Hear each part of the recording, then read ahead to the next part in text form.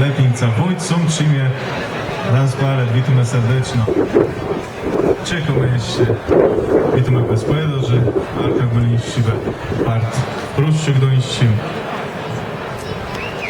Widzimy, że jeszcze spłedzą. Czy my na scenę moglibyśmy już powoli naszych włodarzy zapraszać? Ja myślę, że ty to zrobisz najlepiej. Zapraszamy zatem na scenę pana burmistrza Janusza Wróbla, burmistrza Pruszcza Gdańskiego. Zapraszam. Ach, coś. Jeszcze chwilka, podobno jeszcze ze schłedzą. Skoro szefowie od akustyki tak mówią, to my musimy postępować według ich zaleceń. Wojna ma połączą sztrum i obóz wygodę.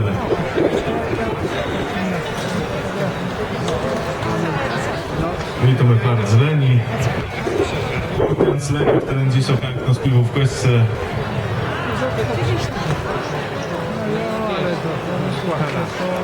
Proszę Państwa, my dzisiaj ogłaszamy taki konkurs. Właściwie co roku o tym mówimy, ale konkurs na najpiękniej ubraną kaszubkę i najpiękniej ubranego kaszuba. Tomek, co myślisz na ten temat? A może najbardziej oryginalny? Myślę, że wolty taki konkurs zrobić. Doszła do mnie widzą, że was ta burmistrz je. Także możemy zaprosić. Fantastycznie, jest burmistrz faktycznie z nami. Jest również prezes Zrzeszenia Kaszubsko-Pomorskiego Łukasz Grzędzicki. Jest również marszałek i wicemarszałek. Czyli jesteśmy prawie w komplecie.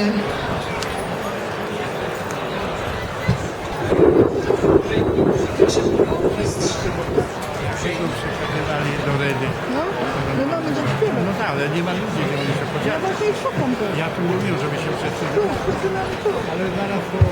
Zapraszamy jeszcze na scenę